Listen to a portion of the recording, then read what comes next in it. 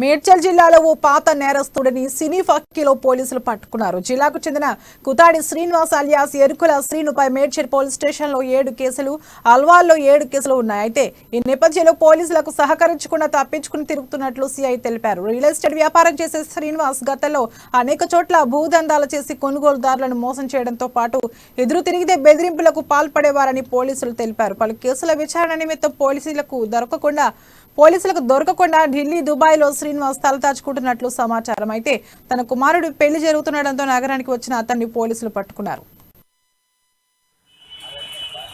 ఈ రోజు అనగా 10/2/2023 నాడు Kutadi Srinu alias Erukala Srinu 50 years business real estate రంగంలో ఉంటుంటే జవహర్ నగర్ రెసిడెన్స్ జవహర్ నగర్.